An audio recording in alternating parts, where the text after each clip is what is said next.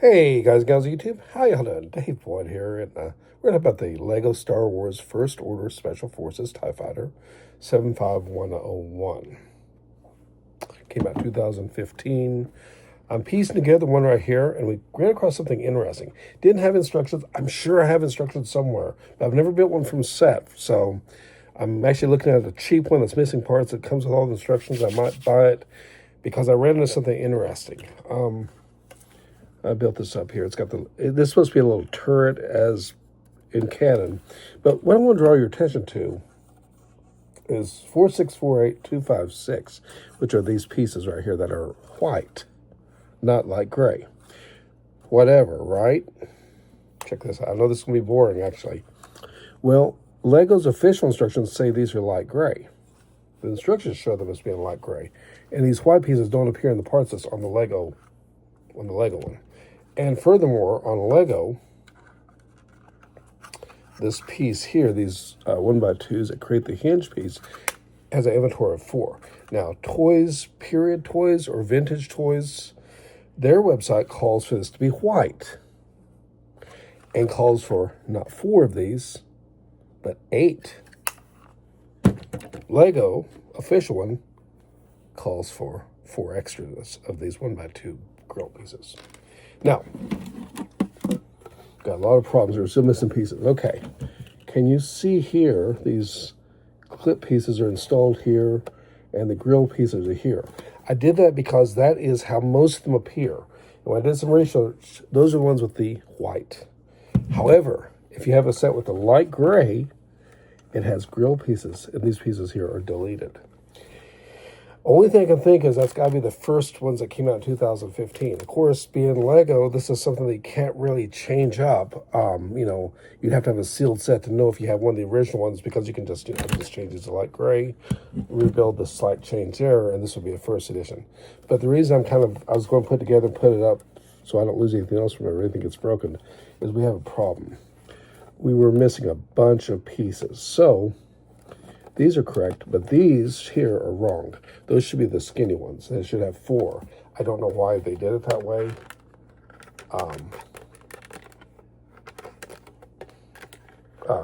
Here we are. One of the other problems we have is this calls for a 1x1 stud, solid. I have put those in all these hard to get places. However, because I was so short on them, I did opt to use some of these that have a hole in the center. They still work fine, but it's not correct. And my fear is, if I kick the bucket or whatever, and someone else resells these or whatever, I don't want someone getting the wrong set.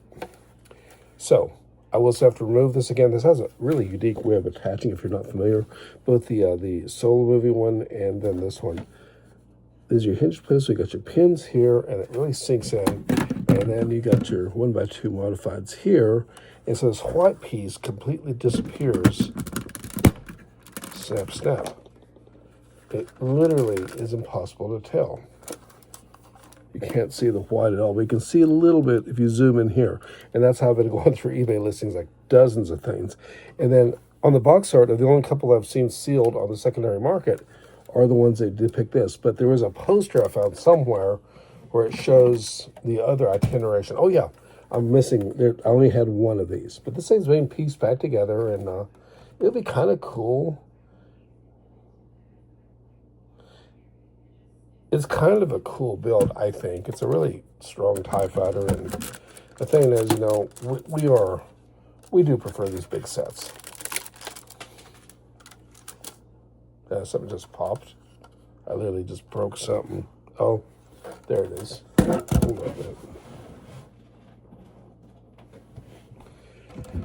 Sometimes these little pieces pop off here, and they just go in here next to your cockpit. I probably just didn't have it on right. Who knows? There it is. And of course, these should be green, but we know that red is classic, right? Let's see if it works. I don't know if it works or not. Sometimes they don't work that well. Yeah, whatever. There it is. They work fine. Anyways, just thought I'd share that with you guys, guys and gals out there. And of course, the TIE Fighter pilot always does look really good. I love this little rubber piece he has.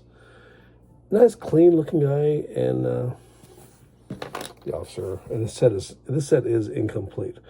Although it was listed as being complete, of course, it is incomplete. If you're not familiar with this set, one of the cool features is you got your front cockpit here, and you got a rear gunner position here.